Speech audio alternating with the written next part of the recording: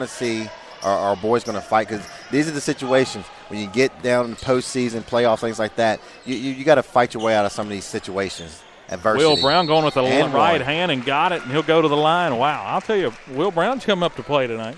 He's played well. He's usually a little bit hesitant, it seems, to go up for it. He's more, he likes to give it off to these shooters, but tonight he's really taking the workload. All right, now, real quick here, just to give you a little point of reference.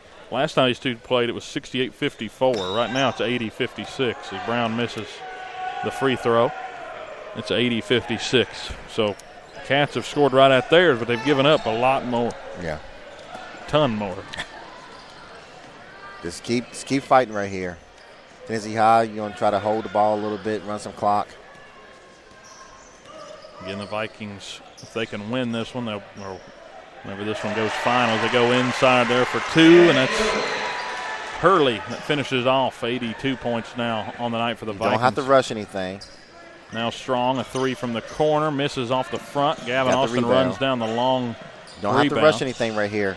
Inman goes in, right hand, and rolls it in. 58 points now for the Cats as Alex goes with the little finger roll, and I think Alex is one of the best, probably at least in the Southwest District, at getting to the rim and all of the moves he can do. Coach Rasnick going to call timeout and talk it up here. 82-58 to score, 3:55. I believe Tennessee High called timeout, I believe. I think he was trying to get a couple players in, I believe.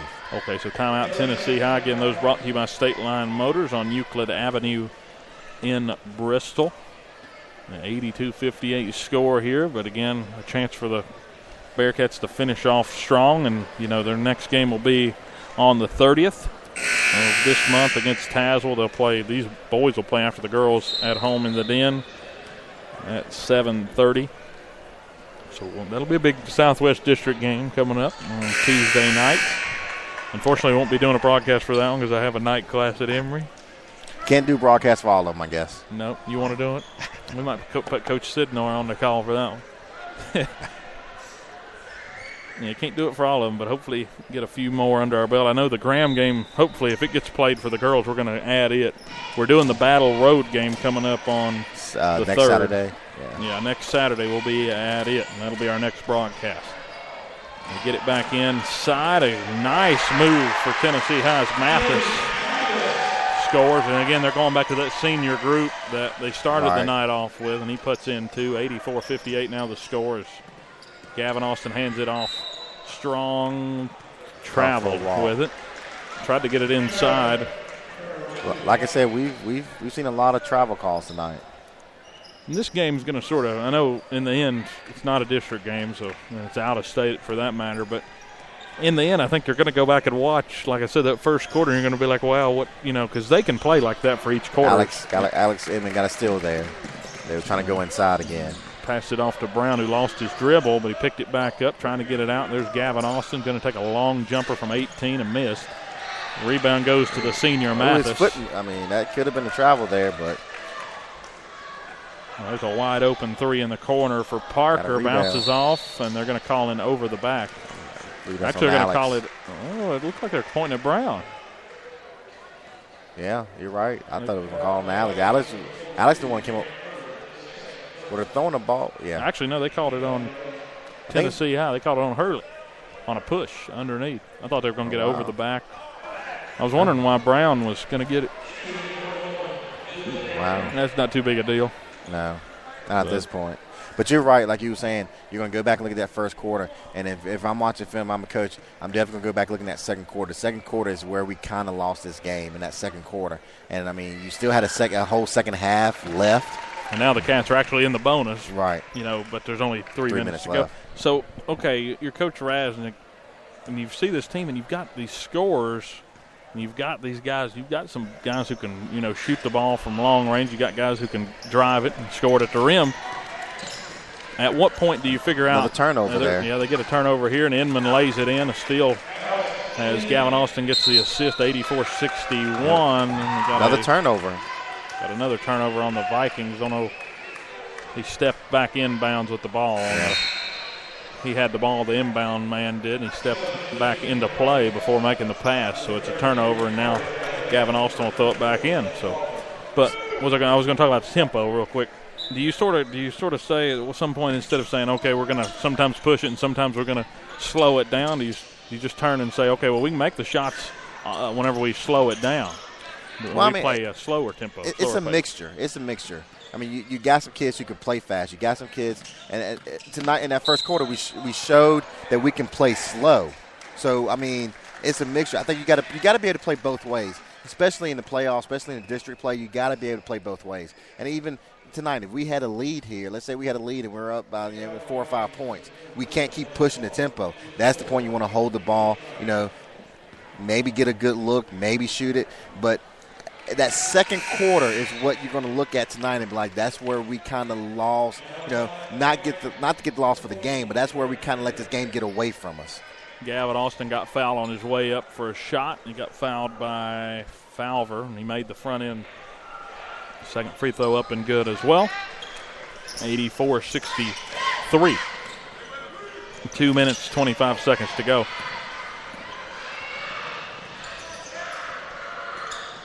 Yeah, but we've seen sometimes, when we say tempo too, there's a difference of Spike fouls Falver down on the other end near the baseline. And that's what we talk about. That's not necessary. That's not necessary.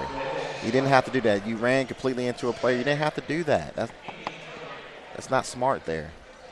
But I think another thing that needs to be worked, or something that needs to be discussed, is when you go up tempo, to be on the same page when you're going to do it if you're the Cats, because it seems like sometimes there's a disconnect between some of the players. Some of them are just kind of jogging down the floor. Right. Others are sprinting down the floor, and it leads to a disparity on the rebound. Right, and what happens there? You're used to like Gavin, Tyler, Alex.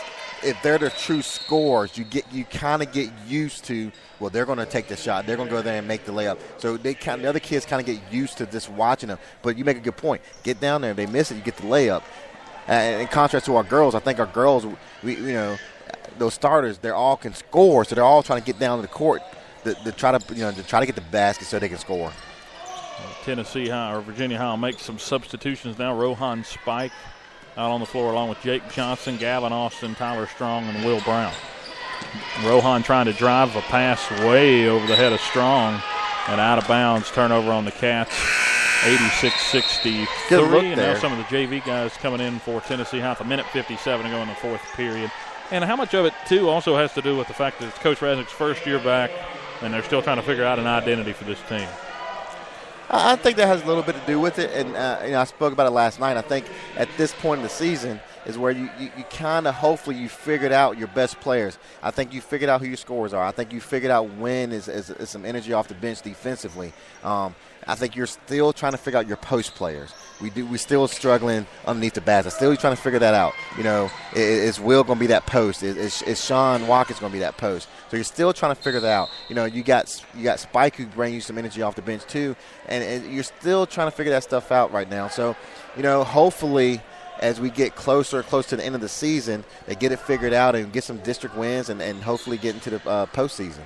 86-63, they get a jump ball there on the tie-up, but Tennessee High gets it back and makes a three. That's Reese Profit who nails it from the right corner. And a floater up by Spike missed. Back out, and the rebound goes to Strong. Set something up here. Austin, a no-look pass out to Strong. A three-pointer good from the right wing. Got it, 89-66. And this is a young group out there for Tennessee High in the final minute and a half. It's good layup, fancy layup from, that was Profit who went back in with a reverse lay, and he's made 5 points since he's come in here in the last 30 seconds or so. Strong trying to drive. We have a tie-up, but a foul before. It'll go against Kimmerer. I think you said we would be in trouble if they scored 90, and they hit 91. Yeah, they were right at that. I mean, they scored, 30 in that first period. They had 70, so they've scored 21 in this period alone. We still got a minute to go as Strong goes to the line. Cats in the bonus. That free throw rattles around but falls. 91-67. But Tennessee High tonight, they threw up a lot of shots and they happened to fall in. I mean, that layup a second ago, that's not an easy layup, and he throws it up and it went in. Second one's a miss, but brought down by Damian Duff. Just now entered. I'm guessing a JV guy. They're going to get a walk on this end, a turnover for. I like to see how many travels were called tonight. That's a lot. You don't usually see that many in a game. Yeah, 91-67. Yeah, we've seen a lot of travels. We've seen a lot of fouls in general tonight. Gavin went up for a shot. It hit off a Tennessee High player, and it rolls out of bounds. So let's give a score update here around. I know Mr. Harper, whenever if he's listening. He's right there. Oh, I can tell he's dialed in. He's got all his West Virginia stuff on. West Virginia leads Kentucky right now in West Virginia. 7:56 to go in the second half. 66-62. So a good game going on there. College game day was there. And UVA beat Duke today. If we have any UVA or Duke fans, I'm a UVA fan today. That was a big win today. Go Who's, right? Is that what you're saying, ain't it? And Ole Miss lost to Texas pretty badly, so I won't say much about it. Lay in good there for Tennessee High on the other end after the turnover. 93-67, 24 seconds to go, and another turnover. Here's Hennard. Don't foul here. Going in, right hand lay in, missed. And it's controlled by the Cats after, and there's a foul on the back end of that as they'll get Dowdle down here near the baseline on the left side, and a foul. You know, if Tennessee High makes that right there, puts them at 95, and it would have put about 20 seconds. If you're Tennessee High there, you're 5 points away. Do you try to get 100? That's true. With about 20 seconds to go, and it would surprise me. I mean, they'll try to get 100 if they can. Let's see what other things are going on. Tennessee beat Iowa State in Ames 68-45. That's a good win on the road.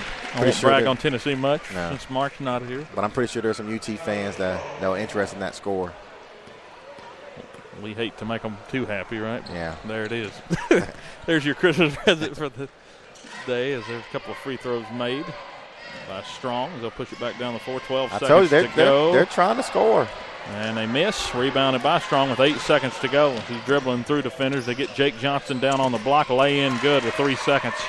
The Cats break 70. Get to 71. 93-71 final as the buzzer goes off here from from Viking Hall. Not the Bearcat Den. We're not quite there. We're not far away from the den. No, we're not. But we're not at home. You can tell that. It's a high-scoring game. Yeah, it was. 93-71, and the Cats are actually going into tonight's game. They were 4-0 and scoring 70 or more points, so they dropped to 4-2. See, the girls avoided that little kick. Right, yeah. So they should have broke that. They should have got Jake there. Jake messed up right there at the end. He should have held it under that. So, but all in all, 93-71, the final score from that one. We'll go over here to Coach Sidnor real quick for a little takeaway from this game. I mean, it's a tough loss. Like again, it's not in the long run, long scheme of things. It's not important, but our boys kept fighting at the end there, and it's not too much we can do there. But what hurts us is the post play. They have 2 really good post players, and it's hard. And I felt that second quarter is where, as a coach, you're going to look back at that second quarter and you're going to realize that's kind of where we just kind of lost the momentum. It's kind of where we kind of lost ourselves in that quarter. And we can learn from it. Hopefully you learn from it, going to some of these district games and realize, hey, if we get down a little bit, don't force shots. And I talked about that early. If you get down a little bit, don't force a shot. Don't come back down and feel like you got it. Don't get out of what you do. Yeah, don't. In the first quarter, they played great. And Tennessee High gets the win 93-71. Let's go to the quarter breakdown real quick. Tennessee High first quarter outscored Virginia High 15-11. So you'll see a big difference now from here on out. Right, yeah. 15-11. Looks like our winning score was going to be close to 50, in that game. If the game was going to stay like that, or 60, ended up being 93 points. They scored 30 in the second quarter to Virginia High's 22. Then at half, they led 45-33 in total. Third quarter, they won that quarter 25-17, and in the fourth, 23-21 was won by Tennessee High. So the Cats could not win a quarter, and they lose in this one 93-71. Earlier today, the girls varsity faced off with Tennessee High as well, lost that one 65-49. But you got to like the fight both varsity teams showed, and neither one of them quit, even though things were stacked up against them throughout. Right, and either team, they could have. You could look up and say this is not an important game. It is what it is, and let it go, and just kind of, maybe even with the coaches, maybe put your young players in there and just kind of concede the loss. But neither one of them did that. And like I said, that's very important down the stretch, because in some of these postseason games, you're going to get in those games where it's going to be a tough matchup. You got to face some adversity, and you have to be able to fight through that and pick up a win there. So I really like both coaches, sticking with their players and trying to fight through it, and I think it's going to pay dividends in the long run. So again, our next broadcast will be against John Battle whenever the Cats' go-to battle